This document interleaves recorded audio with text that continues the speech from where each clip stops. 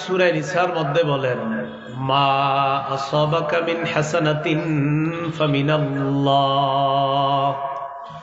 তোমার জীবনে যত কল্যাণ আসে সব আল্লাহর পক্ষ থেকে। ওয়া মা আসাবাকা মিন সাইয়্যাতিন ফামিন নাফসিক। তোমার জীবনে যত বিপদ আসে এগুলা তোমার নিজের পক্ষ থেকে।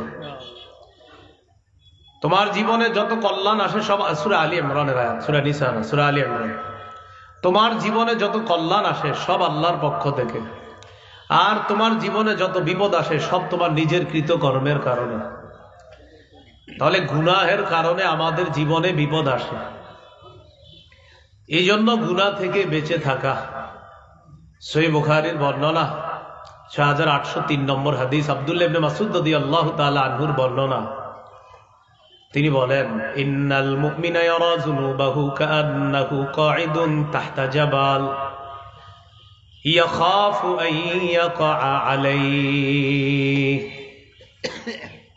একজন মুমিন গুনাহকে মনে করবে পাহাড়ের মতো, সে মনে করবে আমি পাহাড়ের নিচে বসা, এই পাহাড় আমার উপরে পড়বে। একজন মুমিন একটা গুনাহকে মনে করবে পাহাড়ের মতো, এই পাহাড়টা আমার উপরে পড়বে। একজন মুমিন গুনাহকে এটা মনে করবে। ওয়া ইন্নাল ফাজিরা ইয়ারা যুনুবাহু কাযুবাবিন মাররা আলা আনফিহি। পাপাচার ব্যক্তি গুনাহকে মনে করবে মাছির মতো। পাপাচার ব্যক্তি গুনারে মাছির মতো মনে করে, যেটা তার নাকের ডগার সামনে দিয়ে চলে যায়, এটা কিছু মনে করে না, মাছি আসছে চলে গেছে তো কি হয়েছে। তো পাপাচার ব্যক্তি গুনাহকে মনে করে সামান্য মাছির মতো, এটা কোনো ব্যাপার না। আর ইমানদার ব্যক্তি একটা গুনাহকে মনে করবে পাহাড়ের মতো, পাহাড় পড়লে যেমন ধ্বংস হয়ে যাব, একটা গুনাহ আমাকে ধ্বংস করে দিতে পারে। তখরিজুল মুসনাদ ২২,৮০৮ নম্বর হাদিসের বর্ণনা। এই হাদিসের মধ্যে আসছে, ক্বালা রাসূলুল্লাহ সাল্লাল্লাহু আলাইহি ওয়াসাল্লাম ইয়্যাকুম ওয়া মুহাক্কিরাতিজ যুনুব।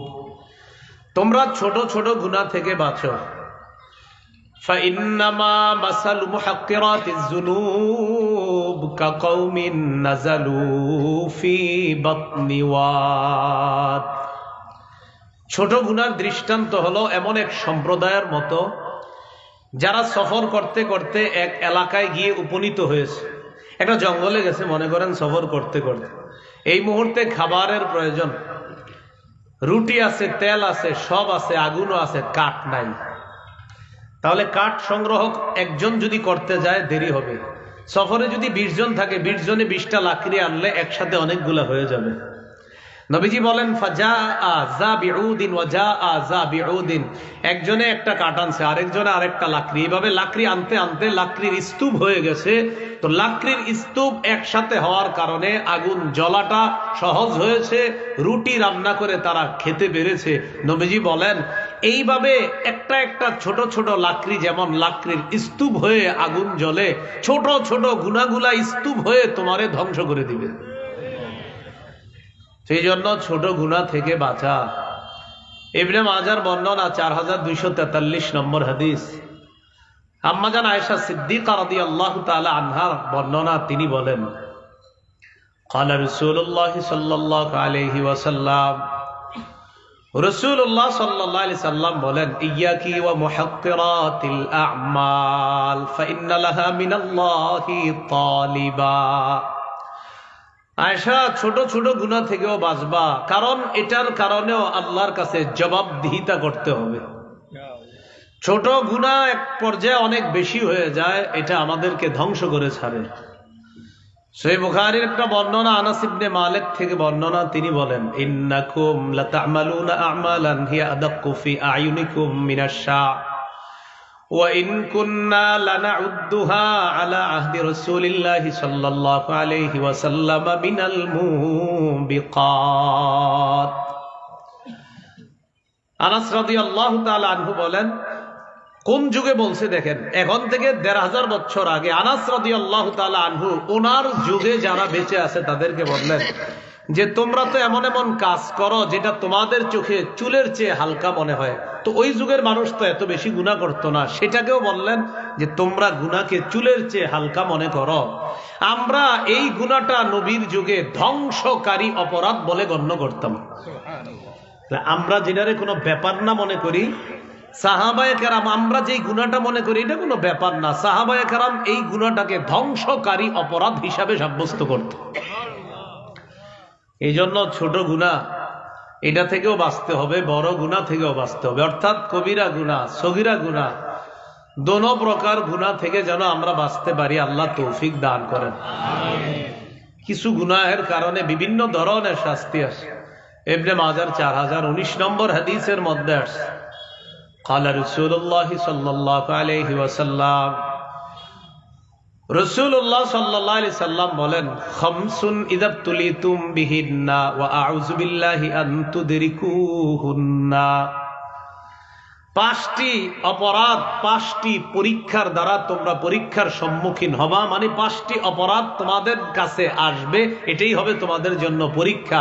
মানে ওই অপরাধে জড়িয়ে পড়াটা হবে পরীক্ষায় ফেল করা, ওই অপরাধের মধ্যে না জড়ানোটা হবে পরীক্ষায় পাশ করা। সে অপরাধগুলা কি? এক নাম্বার, লাম তাজহারিল ফাহিশাতু ফি কওমিন ক্বাত্তু হাত্তা ইউলিনু বিহা ইল্লা ফাশা ফীহিমুত তাউন ওয়াল আওজাউ আল্লাতী লাম তাকুন মাযাত ফি আসলাফিহিমুল লাযীনা মাযাউ। এক নাম্বার, এমন একটা সময় আসবে অশ্লীলতা প্রকাশ্যে রূপ ধারণ করবে। অশ্লীলতা মানুষের মাঝে এমন ভাবে ছড়িয়ে পড়বে, মানুষ ঘোষণা দিয়ে অশ্লীল কাজ করবে, ঘোষণা দিয়ে প্রকাশ্যে অশ্লীল কাজ করবে, ঘোষণা দিয়ে। এই প্রকাশ্যে অশ্লীল কাজ করলে কি গজব আসবে নবীজি বলেন? তাদের মাঝে মহামারী আসবে, তাদেরকে মহামারী পাকড়াও করবে, তাদের মাঝে মহামারী আসবে, এই গজব আসবে প্রকাশ্যে মানুষ যখন অশ্লীলতায় লিপ্ত হবে। আমাদের দেশে দেখেন মহামারী কিন্তু কম আসতেছে না, একের পর এক আসতেছে। যদিও এখানে তাউন আসছে, একটা নির্দিষ্ট মহামারীর কথা আসছে, কিন্তু মুহাদ্দিসিনে কেরাম বলেন যে অশ্লীলতা নামক অপরাধ যখন প্রকাশ্যে হবে তখন মহামারীটা বিভিন্ন রূপে মানুষের কাছে আসবে। এই যে করোনা, এরপরে আপনার বিভিন্ন নামে, ডেঙ্গু কিন্তু মহামারী হয়েছিল, যদিও এটা নিয়ে এত আলোচনা হয়নি ডেঙ্গুটা। আর কি? ওয়াল আওজাউ আল্লাতী লাম তাকুন মাযাত ফি আসলাফিহিমুল লাযীনা মাযাউ। এমন এমন রোগ আসবে যেই রোগের নাম অতীতের মানুষ কোনোদিনও জানতো না। করোনা এই কথা কয়জনে জানতো বলেন? এইগুলা আসবে, আরো কত কত নাম আসতেছে।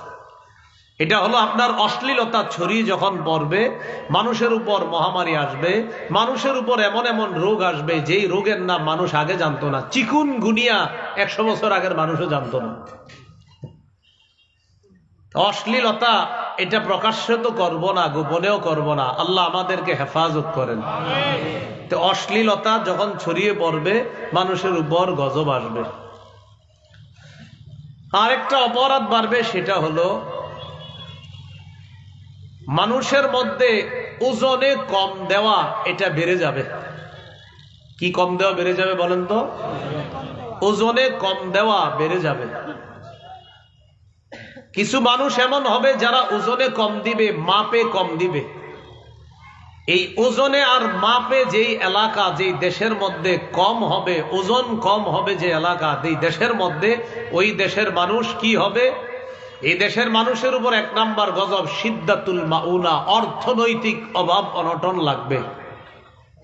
আমাদের দেশে ওজনে কম দেওয়ার ইতিহাস শোনা যায়নি, তো অর্থনৈতিক অভাব অনটন লাগবে। আর কি গজব আসবে? জাউরুস সুলতানি আলাইহিম, তাদের উপর শাসকের জুলুম বেড়ে যাবে। যে দেশের মধ্যে ওজনে কম দেওয়া হবে, লাম ইয়ানকুসুল মিকিয়াল ওয়াল মিজান ইল্লা উখিযু বিসসিনিন, আরেকটা গজব আসবে, ওই দেশের মধ্যে মহা দুর্যোগ লেগে যাবে, ফসল হবে না, এমন ভয়ঙ্কর পরিস্থিতি হবে, বছরের পর বছর আগে যে ফসলগুলা হতো এখন হবে না। লাউ আগে 50টা ধরলে এখন ধরে 10টা, এগুলা গজব। কেন? ওজনে যেই দেশে কম দিবে, এই দেশে আপনার ফসলের মধ্যে গজব লাগবে, ওই দেশের মানুষ অর্থনৈতিক অভাবের মধ্যে পড়বে, ওই দেশের শাসক মানুষের উপর জুলুম করবে যদি ওজনে কম দেয়। তো ওজনে কম দেওয়া নামক অপরাধটা কি আছে? আচ্ছা, এরপরের অপরাধটা দেখেন।